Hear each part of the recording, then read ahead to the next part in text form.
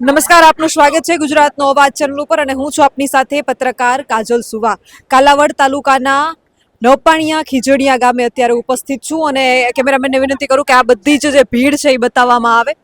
આ બધા જ ખેડૂત ભાઈઓ જે છે તે વીજલાઇનના વિરોધ મુદ્દે આજે ફરીથી કાલાવડ તાલુકાના ખેડૂતો એકત્રિત થયા હતા અને મજાની સરસની વાત એ છે કે થોડા દિવસ પહેલા નપાણીયા ખીજડીયા 5 ગામના ખેડૂતોની મીટિંગ હતી. શરૂઆત થઈ 400-500 ખેડૂતો આવ્યા અને પછી ધીમે ધીમે આજે આખું ચિત્ર બદલાતું તમે જોઈ શકો છો. આટલી મોટી સંખ્યામાં હજુ તો અહીં ઘણા ખેડૂતોને જે છે સભા પૂરી થતા જતા રહ્યા છે, પરંતુ હવે ખેડૂતોમાં જાગૃતિ આવી રહી છે. ત્યારે મેં એક દ્રશ્ય જોયું હતું કે 10-12 જેટલા બહેનો હતા. આજે હજી ઘણા બહેનો જતા રહ્યા છે, પણ એમ છતાંય બદલાવ તો આવ્યો છે અને ક્યાંક ને ક્યાંક જાગૃતિ પણ આવી છે. મોટી સંખ્યામાં બહેનો આજે સામેથી ઇન્ટરવ્યુ આપવા તૈયાર હતા કે બેનો અમારા ઇન્ટરવ્યુ લઈ લો. એટલે આ ગમ્યું છે અને જેતપરે બધાને શીખવાડ્યું છે. જેતપરે એક ઉદાહરણ પૂરું પાડ્યું છે. જેતપરના બહેનો કે જે વિરંગનાની જેમ લડી છે, એમણે આ ઉત્તમ ઉદાહરણ પૂરું પાડ્યું છે. ને ક્યાંક ને ક્યાંક સાણંદના ડરણના એ કોળી સમાજના બહેનો, ત્યાંના બહેનો પણ જે લડત આપી રહી છે, બધા ઇન્ટરવ્યુ જોઈને લેડીઝો હવે એમ થાય છે કે ધીમે ધીમે મેદાનમાં આવી, હવે આવવું જ પડશે, નહીંતર કે આમાં મેળ ખાશે નહીં. તો હવે સીધા બહેનો સાથે જ વાત કરીએ. શું કહેશો? નમસ્તે. હા, મોટો પ્રોબ્લેમ તો આ જો લાઈનનો છે. તો એ લોકો આપના જમીનમાં મફતમાં જો એ મૂકી જતા હોય, થાંભલા ફિટ કરી જતા હોય, તો આપણો શું વાંક છે કે એ લોકો આપણી જમીનમાં કબજો કરે? એમ આપણે શું કઈ એમનેમ તો કઈ થતું નથી. અને ખેડૂને કોઈ ભીને વિરોધ હશે તો એ લોકો સીધા 25 ખેડૂત હશે તો 50 પોલીસ વાળાને મોકલશે. આપણા ખેતરમાં આપણે 25 ખેડૂત હશે તો 50 પોલીસ વાળા આવે, તો 50 પોલીસ વાળા આવીને 25 આપણે ખેડૂતોને મારી જાય. તો મારું કહેવાનું એમ છે કે ખેડૂતને જો પોલીસ 2 દંડા મારતા હોય ને તો ખેડૂતને એનો જ દંડો લઈને પોલીસના ઢીંઢામાં 5 દંડા મારવા જોઈએ.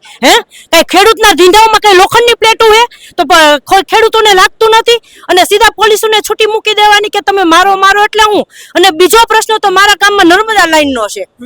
કે નર્મદાનું પાણી અમારા ગામને મળતું નતું. અમારું ગામ શું પાકિસ્તાનમાં આવે છે તો પાણી નથી મળતું? અહીંયા અમારા ગામમાં જ જે લાઈન પાસ થઈ હતી તો 3 કિલોમીટર આગળ કેમ આપી દીધી એ લોકોએ લાઈન? મળવું જોઈએ તો બધાને સરખું મળવું જોઈએ ને. તો અને જ્યારે મતદાને તો આમ ફાકા ફોજદારી કરીને નીકળી જશે કે તમને આ કરી દેશું, તમને આ કરી દેશું એમ. અને પછી ચૂંટણી વહી જાય, મત થઈ જાય, ચૂંટાઈ જાય તો ત્યાર પછી એ લોકો ક્યાં ખોવાઈ જાય છે? બલીના બકરા કરીને બધાને ખેડૂને બનાવીને વયું જવાનું, એટલે શું એ લોકોનું એમ. એટલે હું તો એમ જ કહું છું, પોલીસ તમને 2 દંડા મારે ને એને 5 દંડા ઠોકો. એની માયુને જો હાલ આવ્યો હોય તો ખેડૂને જણવામાં હાલ આવ્યો છે કે નથી આવ્યો? તો એ લોકોને દુઃખ થાય છે ને તો ખેડૂને દુઃખ થાય છે.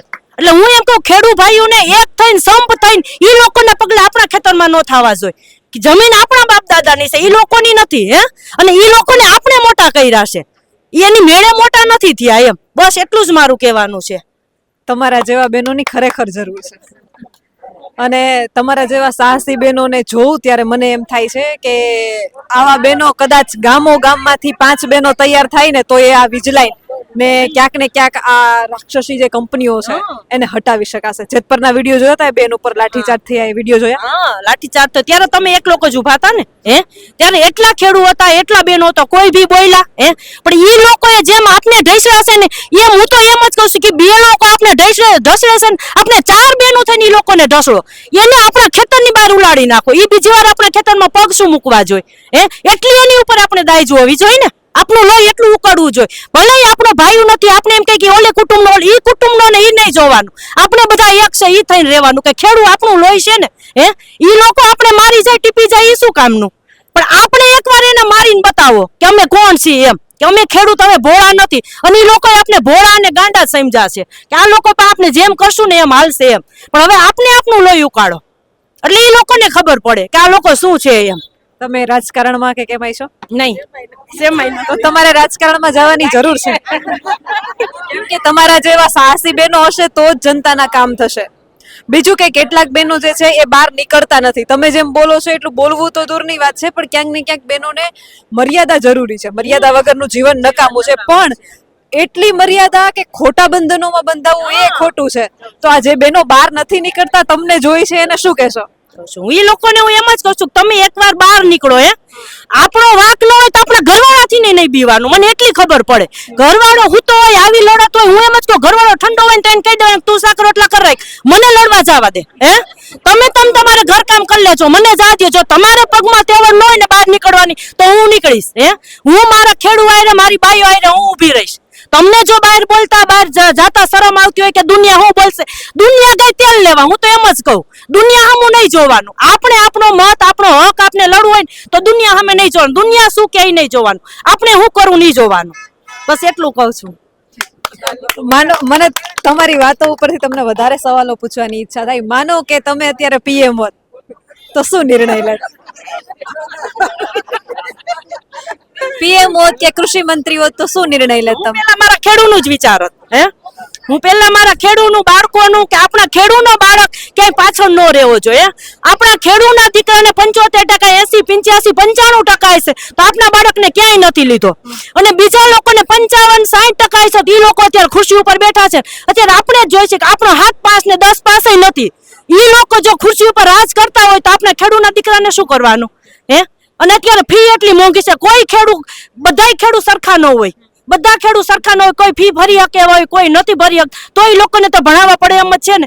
તો એ લોકોને કાંઈ નથી, તો એના છોકરા એના નોકરીઓમાં રાજ કરે અને આપણો છોકરો રખડે એટલે શું કામનું? તો આપણે બધા એક થાવ કે આપણા હક માટે આપણા બાળક માટે લડો. કાલ હવાર ચડી નથી રહેવા દેવાના, મને તેટલી ખબર પડે. પહેરવા ખેડૂ આપણી પાસે ખેડૂ પાસેથી લોકો ચડી નથી રહેવા દેવાના, એટલી મને ખબર પડે કે જો આપણે હમણાં મૂંગા થઈને બેસશું ને તો આપણું કાંઈ આવવાનું, આપણે વેચીને ખાઈ જવાના હે એ લોકો. દિલ્હીમાં જંતર મંતર ખાતે જે યુવાનો આંદોલન કરી રહ્યા છે એ આંદોલનની તમને ખબર છે?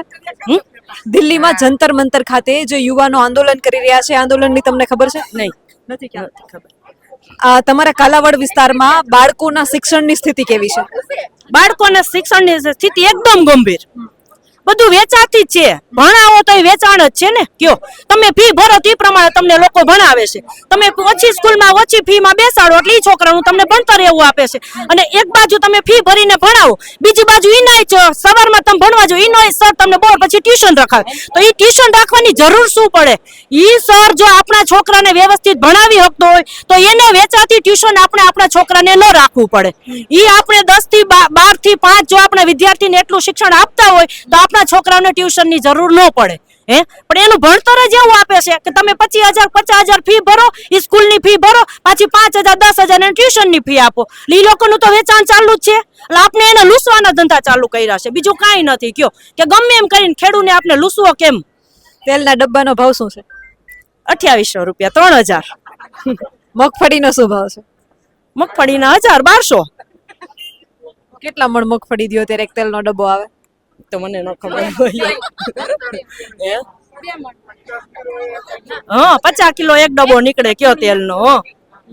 ખેડૂ વાહે કઈ વધે એમ જ નથી. જો આમને પરિસ્થિતિ હાલશે ને તો ખેડૂ પાસે કઈ વધવાનું નથી. કયો અને આવડી મોંઘવારી છે, તમે કયો ખાવા પીવા ઘઉં થી. જો તમારા ખેતરમાં તમે ઘઉં ઉત્પાદન કરતા હો, કપાસ ઉત્પાદન કરો, ધાણા આ તે બધું કરો, હવે આપણે પકવવાનું છે ને આપણો પાક સરકાર નક્કી કરે. આપણો પાક સરકાર નક્કી, તો મને એટલી ખબર પડે કે આપણે પકાવી છે ને આપણો ભાવ આપણે નક્કી થવો જોઈએ કે અમે કહીને ઈ ભાવમાં તમારે વેચાણ થવું જોઈએ, તો ખેડૂત પાછળ કઈક વધવાનું છે, નકર કાંઈ વધવાનું નથી. કયો બેને બહુ સરસ વાત કરી છે અને મહિલાઓએ આ બેન પાસેથી શીખવું જોઈએ, ખરેખર શીખવું જોઈએ. આપણે મેં કીધું ને મર્યાદા ખૂબ જરૂરી છે, પણ એવી મર્યાદા નહીં કે તમને તમારા હકો છીનવાઈ જાય છતાંય તમે ખૂણામાં બેઠા રહ્યો, લાજ કાઢીને બેઠા રહ્યો, બોલો નહીં. એ આપણે ક્યાંય આપણી સંસ્કૃતિ શીખવતી નથી. આપણી સંસ્કૃતિ અવાજ ઉઠાવતા શીખવે છે. મર્યાદામાં રહીને કેવી રીતે જીવવું ને કઈ રીતે લડવું એ આપણી સંસ્કૃતિ આપણે શીખવે છે. બીજું કે દિલ્હી જંતર મંતર ખાતે કેટલાય દિવસથી યુવાનો જે છે આંદોલન કરી રહ્યા છે. ગુજરાતમાં શું આ સ્થિતિ નથી?